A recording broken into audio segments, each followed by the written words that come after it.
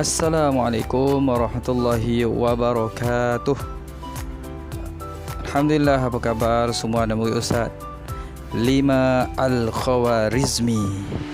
Jadi Alhamdulillah kita dah minggu kedua untuk pembelajaran secara alamaya.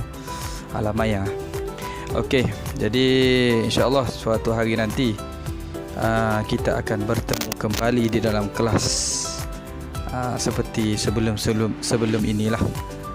Jauh lebih seronok kita belajar bersemuka seperti dulu-dulu.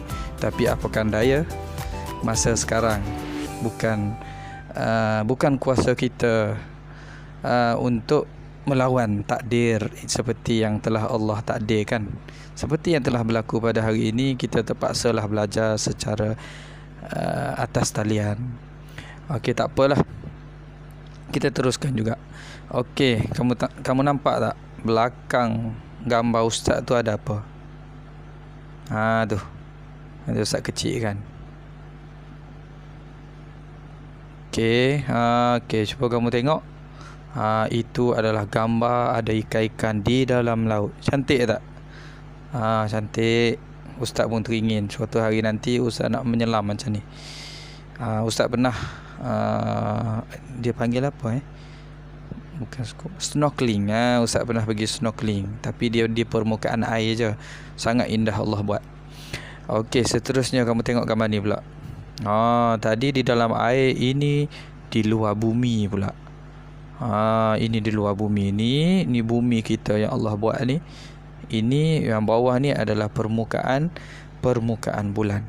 Seterusnya, nampak kan, cantik kan? Suatu hari ustaz doakan adalah daripada kalangan anak ustaz, anak murid ustaz ni yang jadi angkasawan, yang mampu tengok sendiri keindahan Allah Subhanahu Wa Taala ciptakan. Okey, nanti kamu kongsikan. Seterusnya, ini pun alam semesta Allah buat juga. Tengok cantiknya Allah buat air terjun ni di dalam hutan belantara. Seterusnya begitu juga ni dalam hutan belantara. Sangat cantik Allah buat. Cuba kamu tengok, semua gambar-gambar yang ustaz buat ni mesti ada pencipta dia, betul tak? Mesti ada yang mencipta keindahan ni, bukannya jadi sendiri, betul tak? Dan semestinya, tak perlu ustaz tanya, semestinya kamu dah tahu bahawa mestilah semua benda ni diciptakan oleh Allah Subhanahu Wa Taala, termasuklah diri kita yang kecil je ni, betul tak? Okey. Jadi yang ustaz nak ajar kamu hari ni ialah nama-nama Allah. Yang pertama, nama Allah Al-Malik. Yang kedua, nama Allah Al-Hasib. Okey, kita tengok dulu nama Allah Al-Malik. Okey, ustaz letak muka ustaz kat tepi ni, boleh? Kamu tengoklah, ustaz besarkan sikit. Mungkin ada yang rindu ustaz kot. Okey, nama Allah Al-Malik. Sebut semua. Al-Malik. Nama Allah Al-Malik. Sebut. Al-Malik. Okey, apa maksud Al-Malik ni? Al-Malik bererti, okey, ustaz tanda sikit, senang kamu nak tengok. Sekejap.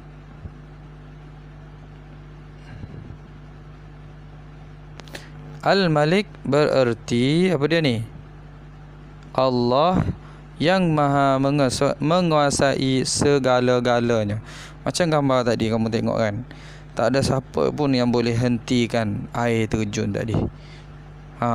Bila Allah kata air terjun, kau kena terjun, kena terus mengalir. Tak ada siapa yang boleh berhentikan air tu, sehinggalah Allah kata pada air terjun, sila berhenti. Okey. Apa dalil ni Allah berkuasa ke atas segala-galanya ni? Tengok bawah ni. Baca sama-sama. Ikut ustaz. Bismillahirrahmanirrahim. Ikut. Okey. Lahu mulkus samawati wal ard, yuhyi wa yumit, wa huwa ala kulli syai'in qadir. Okey, apa maksud dia? Dialah yang memiliki kuasa pemerintahan langit dan bumi. Dia menghidupkan dan mematikan. Dan dia maha berkuasa atas setiap sesuatu. Siapa dia ni? Allah. Dia yang dimaksudkan di dalam ayat ini adalah Allah lah. Allah yang memiliki kuasa semua pemerintahan langit dan bumi. Allah adalah raja segala raja. Yang kedua, Allah lah yang menghidupkan kita dan mematikan kita. Kalau Allah kata kita belum mati, tak mati, buatlah macam mana pun. Allah kata tak mati, maka kita akan terus hidup. Dan kita akan mati, buatlah macam mana pun kita nak hidup. Tetapi bila mana Allah kata kita kena mati, kita akan sampai ajalnya. Dan Allah juga maha berkuasa atas setiap sesuatu. Allah maha berkuasa. Kamu tengok hari ni ada matahari yang bersinar, betul?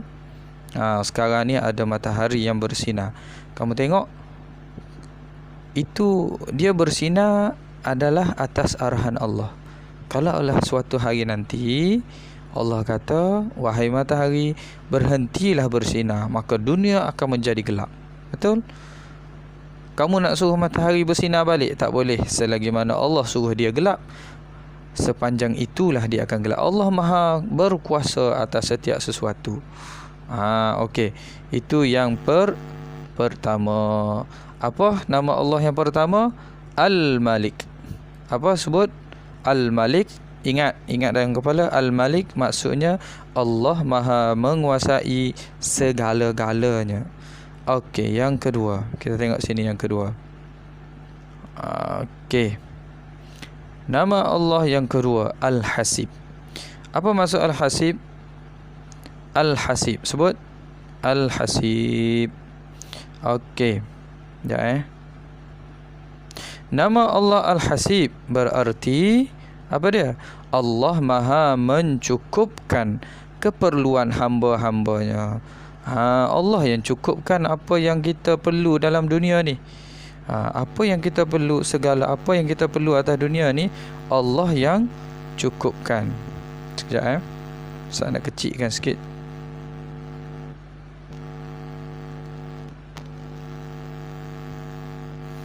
Okey, Allah yang cukupkan.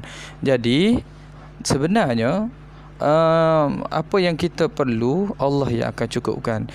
Macam contohlah kamu tengok atas dunia ni ada orang yang kaya, ada orang yang miskin. Betul tak? Sebenarnya bukan istilah miskin. Sebenarnya setiap orang kaya dan orang miskin tu Allah cukupkan hidup dia.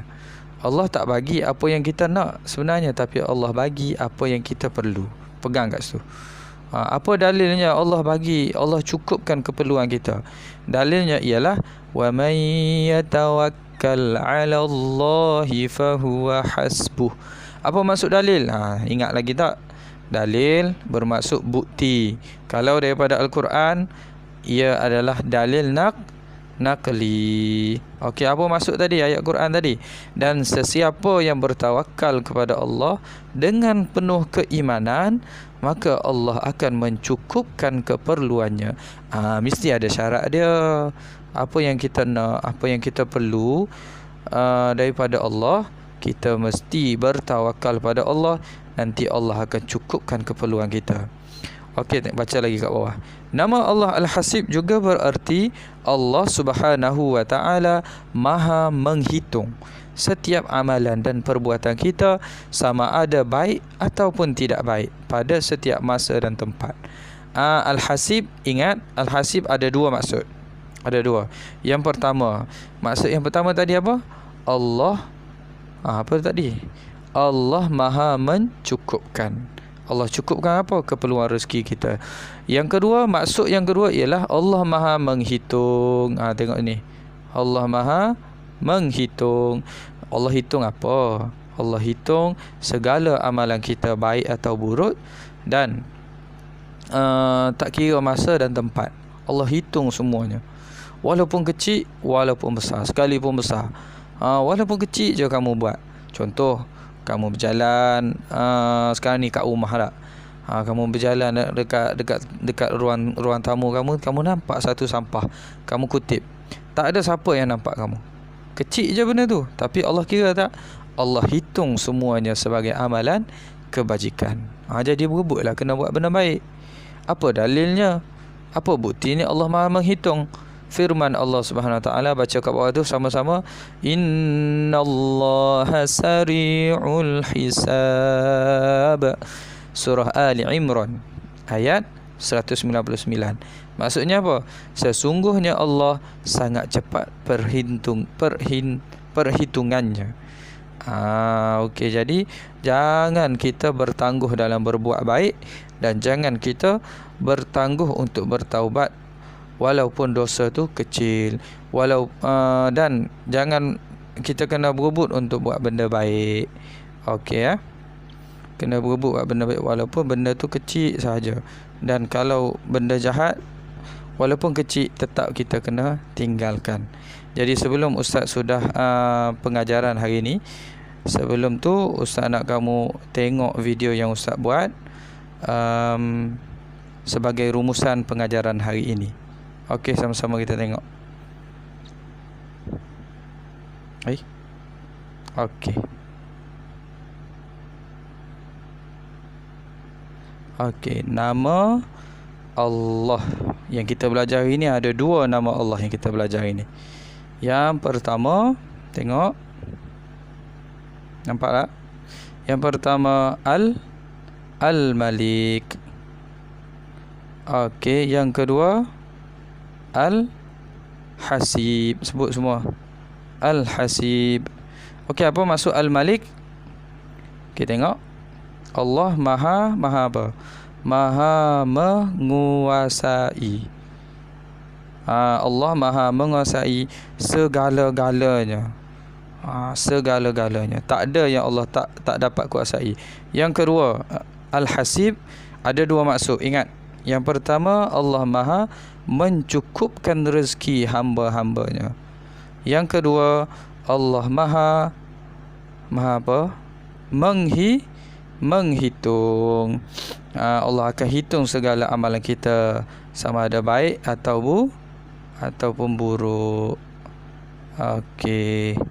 Jadi Ustaz rasa cukup sekadar tu. Semoga apa yang Ustaz ajar ini dapatlah kamu faham dan ambil iktibar. Dan kalau ada yang tak faham boleh tanya Ustaz. Jadi cukup sekadar tu. Assalamualaikum warahmatullahi wabarakatuh. Nanti kita jumpa lagi.